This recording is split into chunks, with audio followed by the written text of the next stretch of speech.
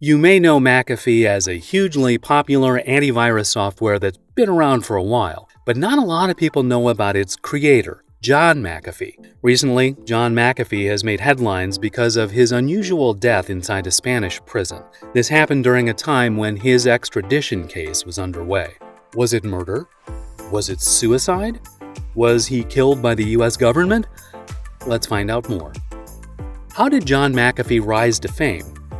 The year was 1987. This was a time before everybody was using the internet. Computers were mostly used in offices and industries, and not a lot of people had personal computers. 1987 was also the time when the world's first major computer virus, called Brain, was unleashed. Brain was designed to infect computers made by IBM, which was the main computer manufacturer of that era. At that point, no one had even heard of a computer virus before, not even John McAfee himself. So he saw this as a great opportunity and called up a few of his programmer buddies to help him out. Their mission was to understand Brain and fight back. With that, McAfee Antivirus was born.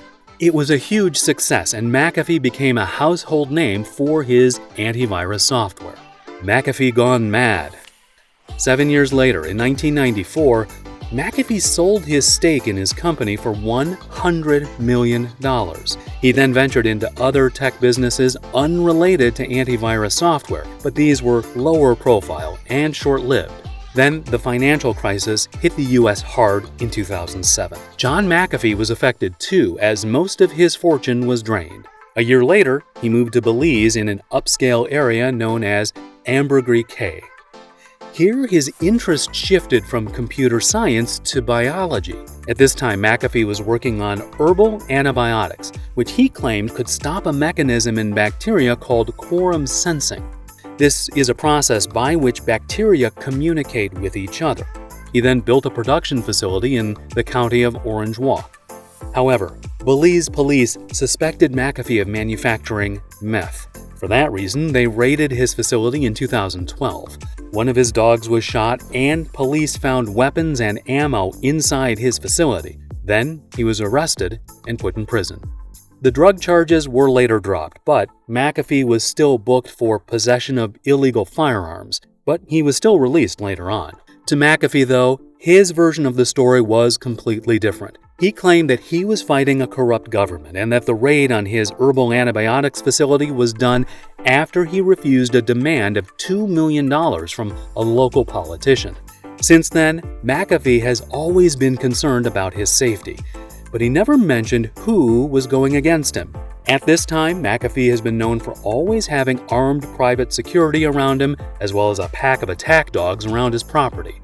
As to why, no one knew. Not very neighborly.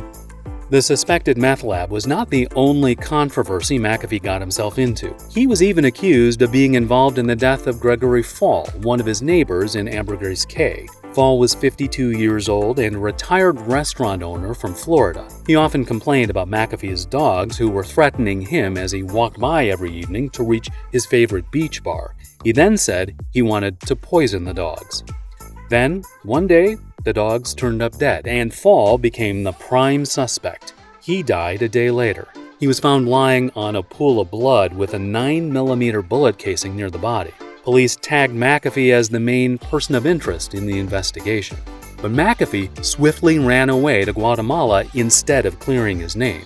He then claimed that he was not running away from the authorities, but for his life. He was convinced that Fall's death was a failed attempt on his life by one of his enemies. As to who this enemy was, still no one knows. Later on, McAfee admitted that his escape probably made him look guilty. Obviously it did. Oh, and he was also arrested in Guatemala for illegal entry. Talk about double trouble. To evade the police, McAfee devised an ingenious plan. He faked a heart attack not once, but twice. Then, Guatemalan authorities had him deported to the US.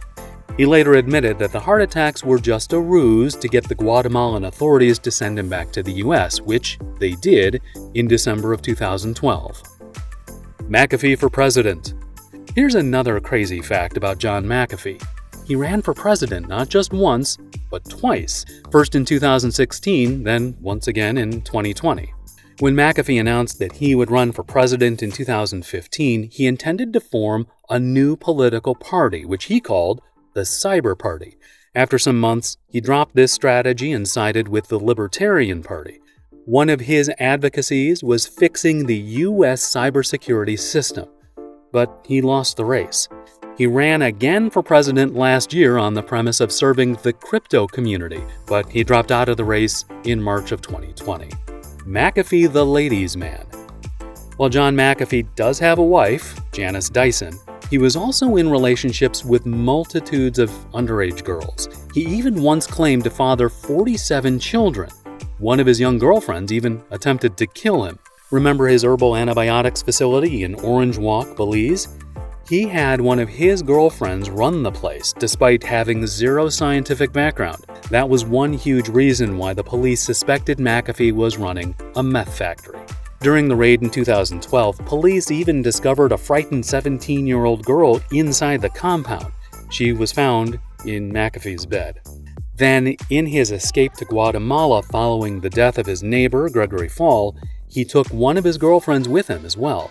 She was 20 years old.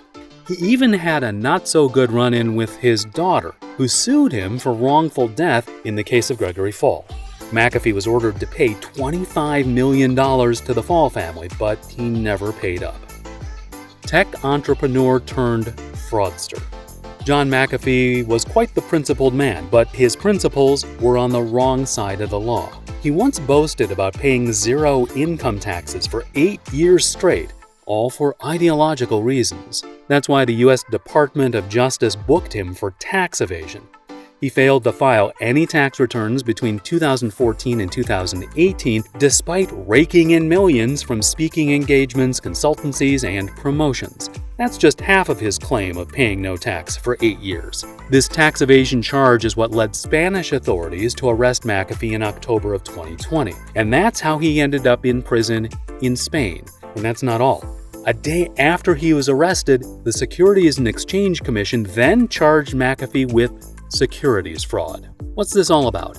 Well, a few years after he returned to the US, McAfee was involved in a lot of cryptocurrency schemes. That's why he promoted crypto a lot during his presidential candidacies. From 2017 to 2021, the Securities and Exchange Commission stated that McAfee earned $23 million from cryptocurrency-related activities. For one, he promoted different cryptocurrencies to his Twitter followers without full disclosure. Turns out, McAfee was paid to advertise them. Plus, he was allegedly involved in so-called pump and dump schemes, which are illegal forms of investing. The idea of a pump and dump scheme is this. McAfee bought lots of little-known cryptocurrencies, which were really cheap at the outset. Then he promoted them heavily on Twitter, and his followers bought those cryptocurrencies, increasing their value. Finally, when the price was high enough, McAfee sold them and gained huge profits. This was how he earned $23 million in less than 4 years, just from crypto. That's not including the millions more he earned from speaking and consulting. McAfee died in his prison cell in Spain last June 23rd. If he were still alive, he would have faced up to 30 years in the U.S. jail. His extradition was already announced that day, and he was found dead hours later. Spanish authorities said that the evidence points to a suicide. The motive behind it still isn't clear, but we can speculate. Maybe McAfee found out that he had nowhere else to run, so he decided to end his life. Not to mention the mental torture he must have experienced being in a jail cell for 8 months. That took a toll on him for sure.